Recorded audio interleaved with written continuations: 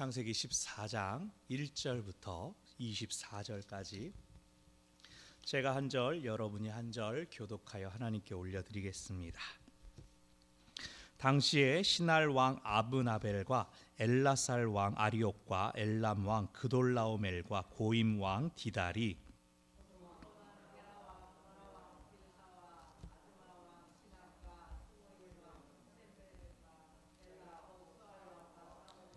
이들이 다 시딤 골짜기 곧 지금의 염해에 모였더라.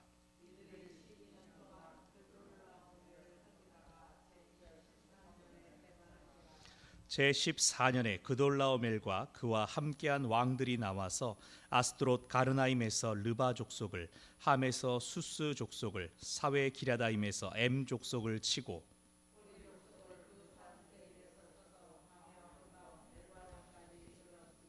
그들이 돌이켜 엔 미스밧 곧 가데스에 이르러 아말렉 족속의 온 땅과 하사손 다말에 사는 아모리 족속을 친지라.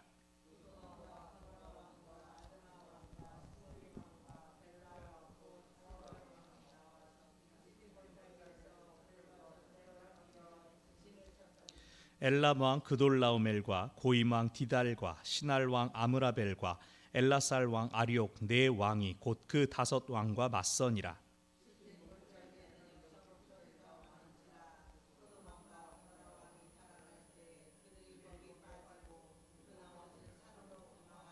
네 왕이 소돔과 고모라의 모든 재물과 양식을 빼앗아 가고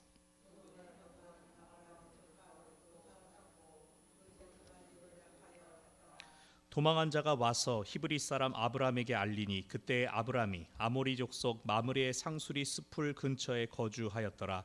마므레는 에스골의 형제요 또 아넬의 형제라. 이들은 아브람과 동맹한 사람들이더라.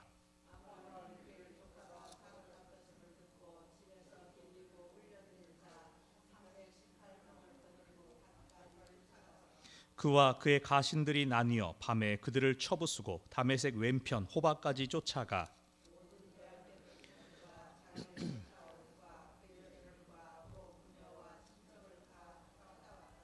아브람이 그돌라오멜과 그와 함께한 왕들을 쳐부수고 돌아올 때에 소돔 왕이 사회 골짜기 곧 왕의 골짜기로 나와 그를 영접하였고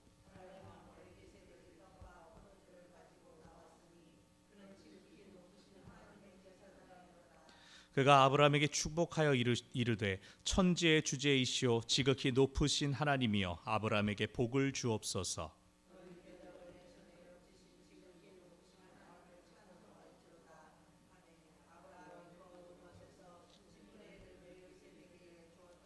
소돔 왕이 아브람에게 이르되 사람은 내게 보내고 물품은 네가 가지라.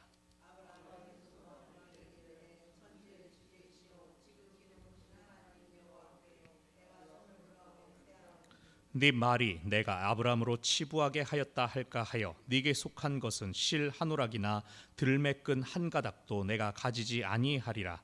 오직 젊은이들이 먹은 것과 나와 동행한 아넬과 에스골과 마므레 분깃을 제할지니 그들이 그 분깃을 가질 것이니라. 아멘. 제가 얼마 전에 인터넷에서 이런 글을 봤습니다. 한 직장인 아저씨가 회사에서 깨지고 털려서 오늘 참 기분 안 좋네. 지친 몸을 이끌고 돌아오는데 그 와중에 이제 그 트럭에서 전기구이 통닭이랑 훈제 삼겹살 파는 게 보이더랍니다. 아이고 집에 있는 꼬맹이들 좋아하겠다 싶어가지고 통닭이요 그러고 검정 비닐봉지에 들고 터덜터덜 집으로 오는데 불현듯 어렸을 적에 아버지 모습이 떠오르더랍니다. 아이고 아버지께서도 이러한 마음으로 그 전기구이 통닭 사들고 집에 오셨을 텐데 그것도 모르고 다리 먹겠다고 그렇게 투정을 부렸구나. 힘들고 피곤한 하루를 보내신 아버지가 그 순간 자식들을 생각해 주셨었구나 하는 그러한 글을 보았습니다. 여러분은 오늘 어떤 하루를 보내셨습니까? 어딜 가든지 사람들이 반갑게 맞이하고 여러분의 조언을 구하고 여러분이 대접받는 그러한 하루였습니까? 혹은 반대로 뜻대로 되는 일은 없고 사람들은 틱틱거리고 스트레스가 가득 차는 그러한 날이었습니까? 살다 보면 어떤 날은 모든 것이 잘 풀리는 것 같습니다. 탄탄대로가 펼쳐진 것처럼 두려울 게 없는 것 같은 그런 하루가 있는가 하면, 또 어떤 날은 오늘따라 세상 말로는 일진이 사나운 그런 날도 있습니다. 중요한 것은 외부로부터 어떠한 일들이 나한테 찾아오느냐, 이런 일도 있고 저런 일도 있는데, 그것보다 더 중요한 것은 그런 것들에 대해서 내가 어떻게 대처하느냐입니다. 그것이 중요합니다. 나의 피곤함과 지침을 타인에게 전가하거나 타인을 통해서 해소하는 것이 아니라, 심지어 피곤하고 지친 사람의 소리를 더 품어주려는 사람, 내가 대하는 사람들에게 내가 보냈던 지난 시간들에 상관없이 한결같이 자비롭고 너그럽게 대하는 그러한 사람은 마음의 여유 공간이 넓은 사람, 이렇게 표현합니다. 참 성숙한 사람이라고도 할 수 있습니다. 여러분, 우리는 아브라함이 하나님께로부터 복을 받은 사람인 것을 알고 있죠. 12장 3절에서 하나님께서 아브라함아, 너를 축복하는 자에게 내가 복을 내리겠다, 너를 저주하는 자에게는 내가 저주하겠다라고 약속하여 주셨습니다. 그러니 아브라함아, 너를 통하여 사람들이 복을 받거나 저주를 받거나 네가 그 기준이 될 거다라고 하셨습니다. 그 말씀이 오늘 14장에서 성취되는 것을 우리가 보게 됩니다. 우리가 지난주 13장에서 아브람과 롯이 그들이 가진 소유와 재산들이 너무 많아서 어쩔 수 없이 분가한 것을 살펴보았습니다. 그리고 롯이 소돔 근처로 갔습니다. 보기에 그 땅이 에덴 동산 같았다, 애굽 땅 같았다, 너무 살기 좋겠다 해서 그 땅으로 갔는데, 오늘 본문에서 무슨 일이 일어납니까? 롯이 그곳에서 참 재밌게 살아서 아브라함의 마음에 안심되었다, 그런 말 나오기도 전에 그가 살던 소돔이 전쟁에 휘말리게 됩니다. 1절부터 4절까지 소돔 인근 지역에서 일어난 역사를 간단히 보여줍니다. 복잡한 지명들이 막 9개씩 나오고 외울 수도 없는 왕들의 이름이 나오는데 다 필요 없고, 2절에 보면 소돔 왕 베라와 고모라 왕 비르사, 소돔과 고모라가 언급되는 것을 기억하면 됩니다. 1절에 4명의 왕이 나오고 2절에 5명의 왕이 나옵니다. 1절과 2절이 싸움이 붙었습니다. 과거에 도시를 중심으로 나라를 세웠던 도시 국가 시대에는 흔한 일들이었습니다. 2절에서 소돔 왕이 가장 앞에 나온 걸 볼 때 2절에 나오는 5나라 중에 최고 리더 역할을 소돔 왕이 했었다는 걸 우리가 생각할 수 있습니다. 근데 그 싸움에서 그만 소돔이 패배하고 말았습니다. 12년 동안 1절에 나오는 나라들을 섬기게 되었습니다. 그 중에서도 맹주인 엘람 왕 그돌라오메를 섬겼습니다. 근데 4절 끝을 보십시오. 4절 보니까 13년째 되던 해에 그돌라오메를 배신했습니다. 그래서 5절을 14년째 해 그돌라오멜의 연합군이 다시 소돔 연합군을 치게 됩니다. 8절을 보면 시딤 골짜기라는 지명이 나옵니다. 그곳이 첫 지명이었습니다. 처음 싸우고 패배한 뒤 10수년의 시간이 흘러갔습니다. 결과는 어땠습니까? 그 지난 시간 동안 절치부심하여 복수를 마침내 성공했으면 참 좋을 텐데 더 처참하게 패배합니다. 10절을 보면 시딤 골짜기에는 역청 구덩이가 많았다라고 하는데, 이 역청 구덩이는 주석가들은 당시에 중동 지역의 풍부한 석유가 이 얕은 곳을 통하여 위로 꾸역꾸역 올라온 원유가 부글부글 올라와 있는 그런 모습을 묘사했습니다. 역청이라는 게 타르지 않습니까? 끈적끈적 원유와 같은 모습들. 그런데 10절을 다시 보면 역청 구덩이가 많은데 소돔 왕과 고모라 왕이 달아날 때 거기 빠졌다. 역청 구덩이에 발이 묶이고 만 겁니다. 만약 이렇게 더 이상 그들이 언급되지 않는다면 거기서 빠져서 죽었나 보다라고 생각할 수 있는데, 그들이 17절에 다시 등장하죠. 아브라함 잘 싸웠다고 막 치하하면서 등장하죠. 그래서 주석가들은 이 장면을 그렇게 해석합니다. 그들이 역청 구덩이에 빠진 척 몸을 숨겼다. 왜? 자기들은 5왕의 연합군이었기 때문에 자기 둘은 숨고 나머지를 쫓아가게끔 했다. 비겁한 작전을 썼다는 것이죠. 뒤를 보면 그럴 수도 있겠다.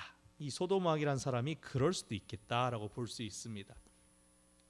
여기까지의 내용을 정리하면 그들이 처음 흔히 일어날 수 있는 지역 간의 갈등에서 패배해서 오랜 시간 지배를 받았습니다. 우리 더 이상 이렇게는 못 살아. 그래서 들고 일어났습니다. 배신하고 반란을 일으켰습니다.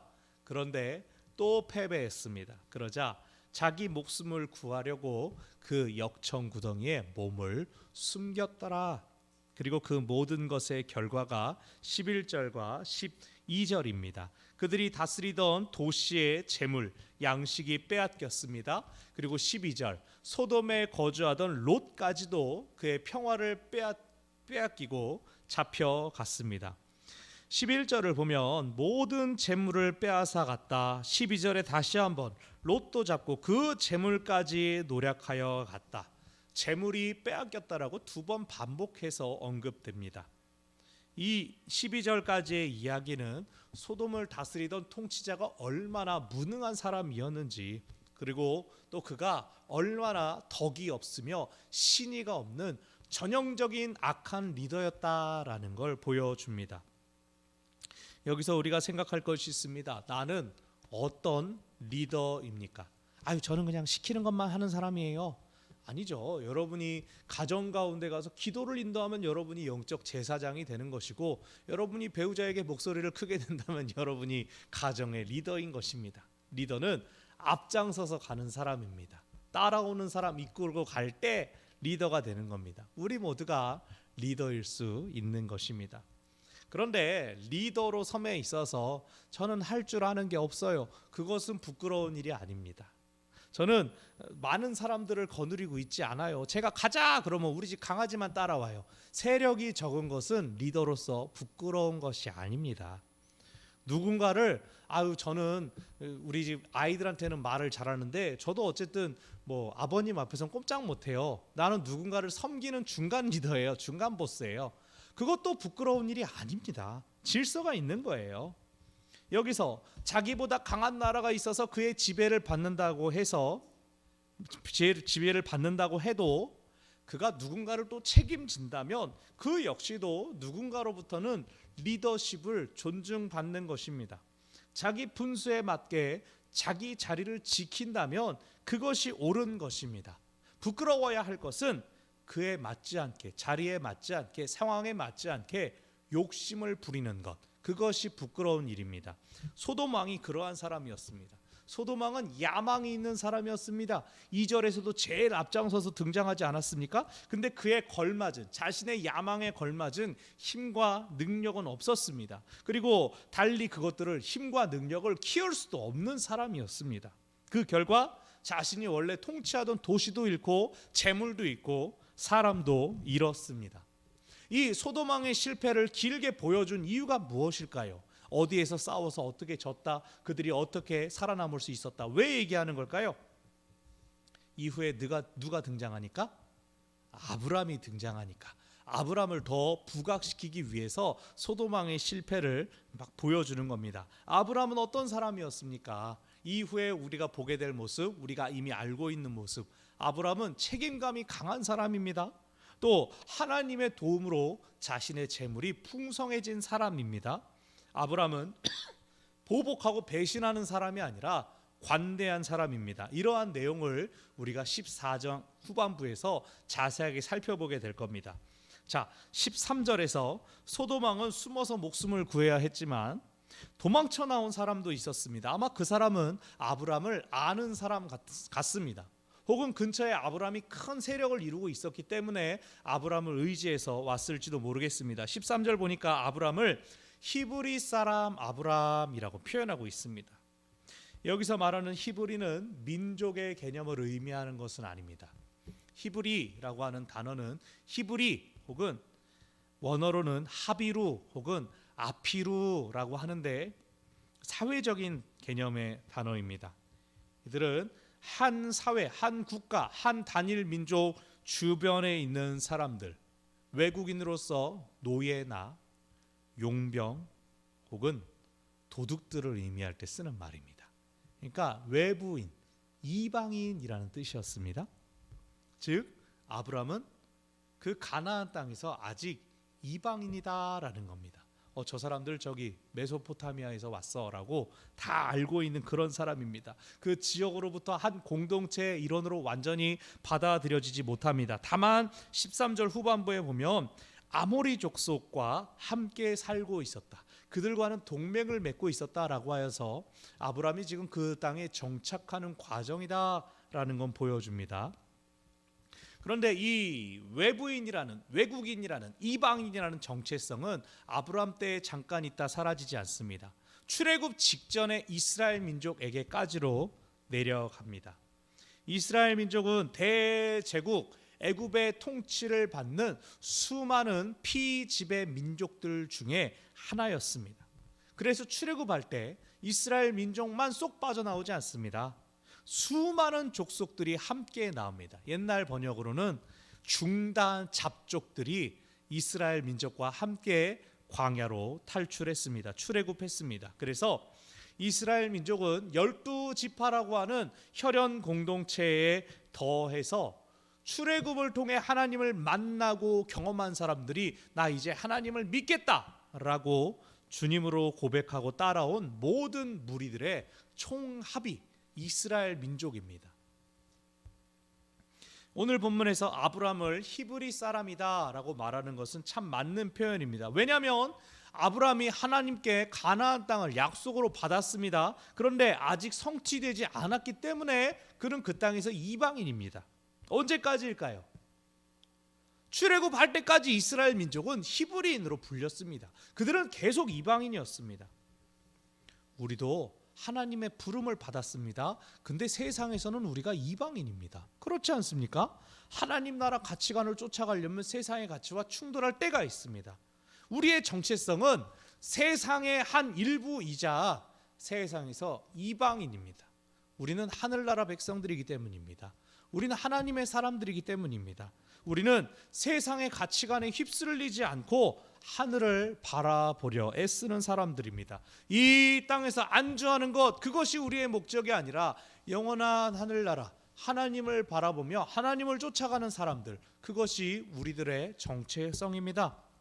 자, 이 이방인 아브라함이 이 소식을 들었을 때, 전쟁의 소식을 들었을 때 어떠한 반응을 보였습니까? 자기 조카 롯을 구하기로 하고 14절 중반부에 보면 집에서 길리고 훈련된 자 318명을 거느리고 쫓아갔다. 히브리어는 숫자를 쓸 때, 아라비아 숫자가 들어가기 전에 수를 쓸 때 알파벳으로 수를 썼습니다. 그러니까 ABCD가 또 숫자에 대응하는 거예요. 그랬을 때 어떤 학자들은 여기 318이라는 숫자는 이후 15장에 등장하는 다메섹 사람의 이름 엘리에셀, 그 이름의 히브리어 자가 318이라는 숫자가 나온다. 그래서 지금 아브라함이 318명이 아니라 다메섹 사람 엘리에셀과 작전을 짜서 쳐들어가는 거다, 그렇게 과한 해석을 하는데, 갑자기 뭐 아브라함이 무슨 특전대 용사가 되는 거죠. 단 둘이 들어가서 저 그돌라오멜의 목을 따버리겠어요, 이게 무슨 그런 거 아니고 그냥 숫자입니다. 숫자. 자기 장막에서 자기 식구들을 보호하는 사병으로 거느린 게 318명입니다. 근데 어디서 총각들만 데리고 다녔겠어요? 다 자기 가족이 있는 사람들, 자기 자녀들이 있는 사람들, 대가족들을 이끌고 다녔습니다. 아브라함은 대족장이었습니다. 아마 못해도 1000명은 되지 않았을까요? 이 사병들만 해도 300에다가 결혼한 사람이 절반이라고만 해도 500명이 훌쩍 넘어가고 애들을 하나씩만 낳았어도 바글바글 벅적벅적. 정작 그 많은 사람 중에 아브라함이 자식이 없었다는 건 참 슬픈 일이었죠. 그러니 앞서서 바로가 아브라함을 함부로 할 수 없었던 겁니다. 세력이 너무나 컸기 때문에. 아브라함이 약속의 땅을 향하여 떠돌이 같은 모습으로 우리가 생각하지만 사실은 말씀드린 것처럼 대족장입니다. 근처의 도시국가들이 함부로 무시할 수 없는 수준의 사람이었습니다. 사람들이 그의 움직임을 주시하여 보고 있었습니다. 하지만 그의 정체성은 여전히 약속의 땅을 취하기까지는 계속 그 땅을 떠돌아다니는 이방인이었습니다. 이제 이 아브라함이 쳐들어가서 4개 도시국가 연합에 맞서 싸워 이깁니다. 그 비결은 15절에서 나오는 것처럼 그와 그의 가신들이 나뉘었다. 조를 나눠서 밤에 그들을 쳐부쉈다. 야습하는 것이었습니다. 사사기 6장에 보면 기드온도 300명의 용사로 미디안 군사들을 물리치지 않습니까? 한밤중에 항아리를 깨뜨리고 나팔을 불고 소리를 지르니까 깜짝 놀라서 적이 어디 있는지 모르고 서로 죽이지 않았습니까? 제가 지난주 주일인가 새벽에 그때 물리친 미디안 군인의 수를 헷갈렸는데 13만 5천 명입니다. 제가 맞게 말을 해놓고 제 스스로 이게 맞나 싶어가지고 아니라 그랬는데 맞습니다. 300명으로 13만 5천 명을 물리쳤습니다. 여기 아브람도 얼마나 많은 적들을 물리쳤는지는 모르겠지만 318명의 용사와 함께 그 4개 도시 연합군을 완전히 쳐서 무찌르고 쫓아갈 정도로, 추격하여 쫓아갈 정도로 대승을 거둡니다.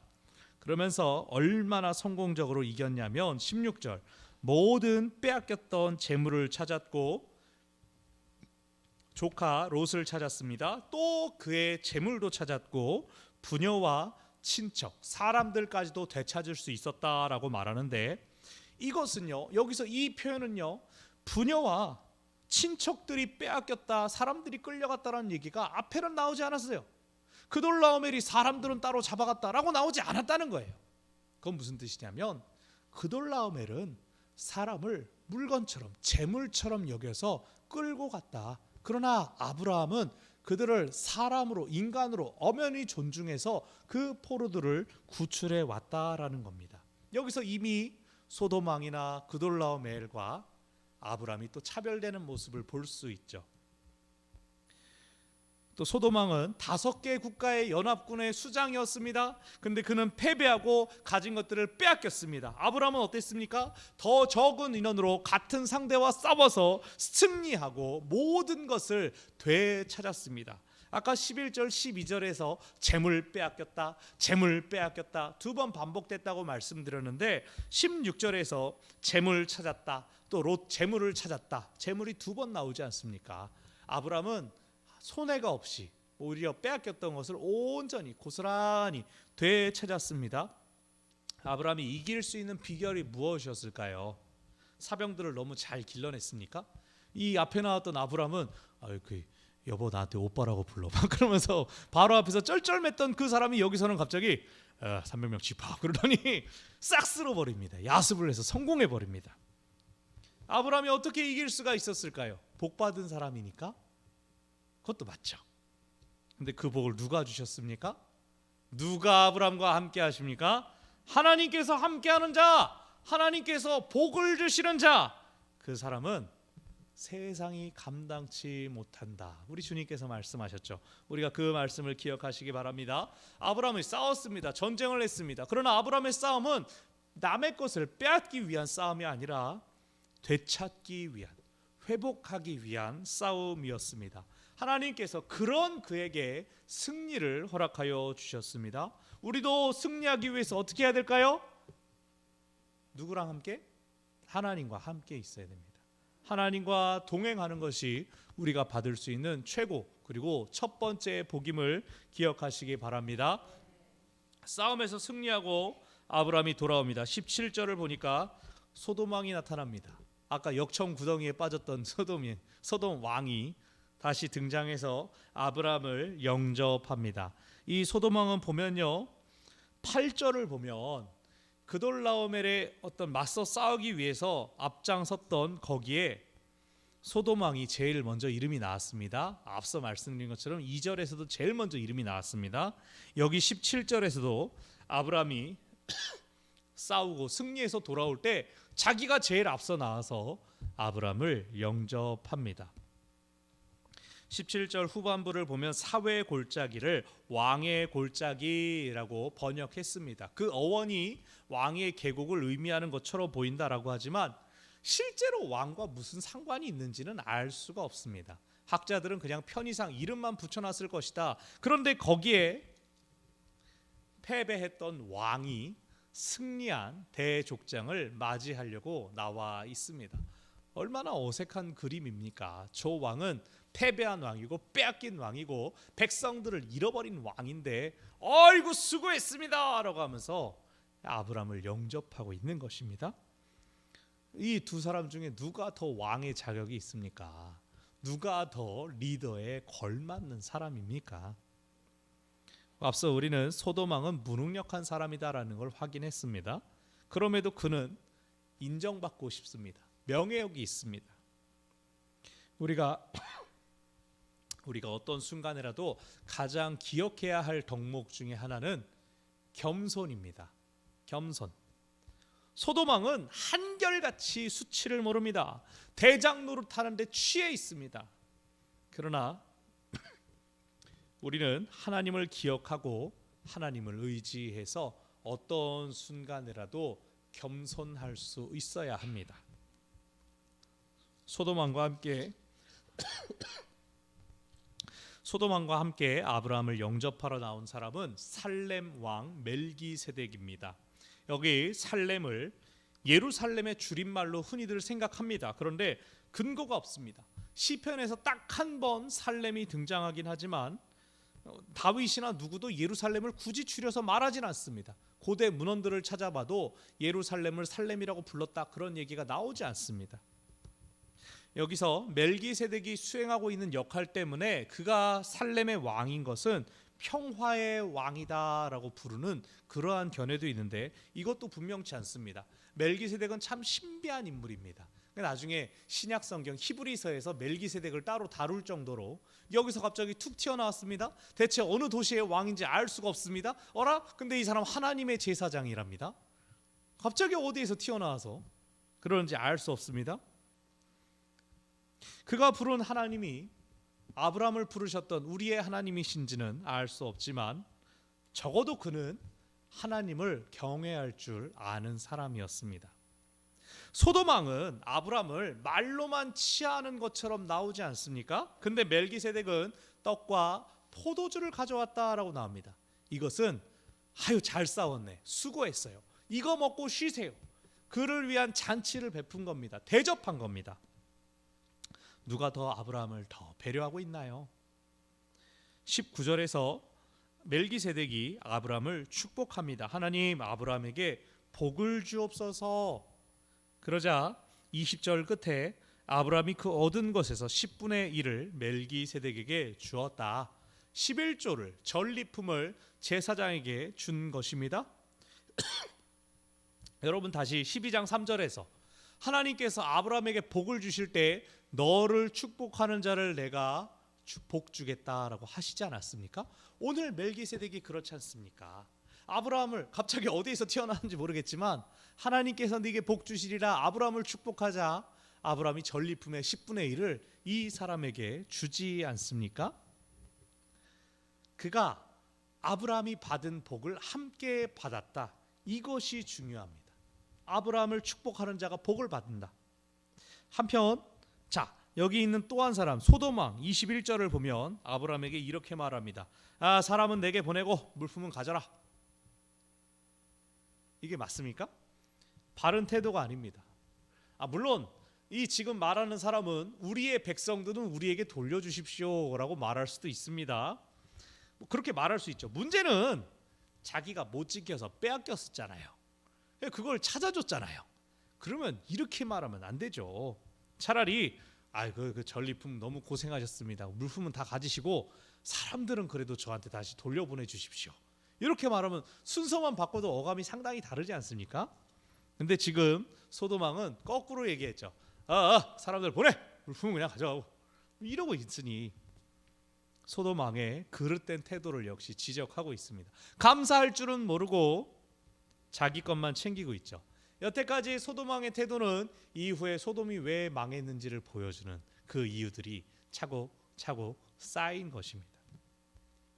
우리는 항상 은혜를 기억하며 살아가야 됩니다. 물론 우리 각자가 무로부터 일궈내고 애써서 수고해서 쟁취한 것들도 있지만 우리는 많은 것들을 주변으로부터 공급받아 살아왔습니다. 우리가 은혜를 기억하지 않으면, 은혜가 있음을 기억하지 않는다면 서비스도 내가 대가를 지불하지 않았는가, 내가 물질을 저 사람에게 주었기 때문 아닌가, 음식도 옷도 모두 내가 지불했자는가, 그 대가로만 판단하게 됩니다. 그러나 가난해지면 어떡할 거예요? 내게 더 이상 대가를 지불할 능력이 떨어지게 되면 어떻게 할 거예요? 교회는, 성도는 은혜의 법칙을 기억해야 됩니다. 우리가 누군가에게 거저 줄 수도 있는 것입니다. 왜냐하면 우리도 우리에게 주어진 것들을 감사히 여기기 때문입니다. 돈 받고 일하는 사람에게도 우리가 늘 감사해야 됩니다. 고마운 마음을 품어야 됩니다. 감사를 늘 표현해야 됩니다. 설령 나한테 해를 끼친 사람에게까지도 우리는 감사를 표할 수 있어야 됩니다. 은혜를 모르고 무례하게 군 소돔 왕에게 아브라함은 온유하게 대합니다. 전리품도 그냥 실 한 오라기도 나는 가지지 않겠습니다. 다 돌려줍니다. 다만 함께 싸웠던 이들이 돌아오는 길에 힘들어서 전리품 중에 양식을 좀 먹었습니다. 그건 이해해 주십시오. 또 23절에서 24절에서 자기와 동맹하여 함께 싸웠던 이들의 전리품은 그들에게는 챙겨줘라. 즉 나는 받지 않겠지만 다른 사람들 수고한 것은 챙겨가겠다라고 말합니다. 가장 중요한 역할을 했는데요. 자기가 가장 대장이었는데요. 이 말을 통해 아브라함은 그가 가진 온유함을 보여줍니다. 관대함을 보여줍니다. 욕심 없음을 보여줍니다. 소돔 왕은 아브라함에게 보이는 이 비열한 태도들 때문에 아이고 저건 망해도 싸다라는 그 인식들을 우리에게 품게 해줍니다. 우리는 누구나 축복의 사람이 되기를 꿈꿉니다. 나를 통하여 나를 만나는 사람들이 은혜를 입고 덕을 누린다면 얼마나 기분 좋은 일입니까? 그런데 중요한 것은 그 은혜와 그 덕이 어디로부터 왔느냐는 겁니다. 그것들이 어디로부터 옵니까? 내가 내 것을 포기할 때 옵니다. 자기 포기와 자기 부정으로부터 내가 받아야 할 복이 다른 사람들에게로 흘러나갈 수 있는 것입니다. 오늘 보십시오. 아브라함은 승자로서 당연히 취할 수 있는 전리품의 10분의 1은 자기를 축복한 살레망 멜기세덱에게 주었습니다. 말도 안 되는 소돔 왕이 요구를 할 때 아유 그냥 난 됐으니까 다 가져가시오라고 줘버렸습니다. 이미 아브라함은 지난주에도 그 모습을 보여주지 않았습니까? 조카 롯에게 네가 먼저 골라라. 그가 좋은 땅으로 가는 것을 내버려 두었습니다. 그런 그에게 하나님이 무엇을 주셨습니까? 동서남북을 둘러봐라. 다 네 땅이 되게 해주겠다. 하나님께서 친히 아브라함의 몫을 챙겨주십니다. 아브라함의 믿음은 자신을 내려놓는 것이었습니다. 자신을 포기하는 것이었습니다. 가진 것, 중요한 자리, 그 모든 것들을 내려놓고 하나님의 부르심, 하나님의 뜻에 순종하는 것이 아브라함의 믿음이었습니다. 하나님을 전적으로 의지하는 태도 그 자체였습니다. 오늘 본문에서 그는 조카를 구하기 위해 자기 목숨을 걸고 싸워서 승리했습니다. 승자가 당연히 누릴 수 있는 권리를 다 포기하고 오직 하나님께 드렸습니다. 그리고 함께한 이들에게 돌리고 자신을 위해서 아무것도 취하지 않았습니다. 그런 그에게 다음 주에 보겠지만 15장에서 하나님께서 이번에 자손의 약속을 하십니다. 자신을 비우는 자를, 자기를 버리는 자를 하나님께서 채워주십니다. 하나님만 의지하는 자에게 하나님께서 신뢰를 주시고 약속을 주시고 복을 주십니다. 오늘 아브라함은 참으로 생명을 살리는 데에만 관심을 가지고 자신은 돌아보지 않았던 철저한 하나님의 도구요 하나님의 사자로 쓰임 받았습니다. 말씀을 정리합니다. 우리 찬양팀 앞으로 나오시죠. 오늘 우리는 무엇을 위하여 기도합니까? 오늘날 찬양팀 오늘 우리의 간구는 무엇을, 누구를 채워주기 위한 기도와 간구입니까? 아브라함처럼 자신을 비워서 다른 이들을 살리고 다른 이들을 채워주는 그러한 기도와 간구가 우리의 것이 되기를 바랍니다. 우리가 하나님의 나라와 하나님의 뜻을 먼저 구하는 사람이기를 바랍니다. 우리 주님께서 그리하면 이 모든 것을 너희에게 더하시리라 약속하여 주셨습니다. 그리고 우리가 그것을 오늘 아브라함을 통하여 살펴봤습니다. 아브라함이 받은 복이 우리에게도, 기꺼이 내 몫을 포기하고 내려놓는 우리에게도 있기를 바랍니다. 기도하겠습니다. 하나님, 지금 주님 앞에 나온 저희들의 쉼과 편안함을 내려놓고 주님 앞에 나왔습니다. 그리고 오늘 말씀을 통하여 받은 도전이 계속해서 우리를 이끌어가는 것 되게 하여 주십시오. 하나님의 나라와 하나님의 뜻을 위하여 저희들을 내려놓고 기쁘게 내려놓고 포기하게 하여 주십시오. 그 가운데 하나님께서 놀라운 일 하시는 것을 보게 하시고 나를 통하여 생명이 살아나는 역사가 있게 하여 주시옵소서. 주님의 생명의 도구, 축복의 통로가 되게 하여 주시옵소서. 예수님의 이름으로 기도합니다. 아멘. 우리 나의 영혼이 잠잠히 말씀 기억하며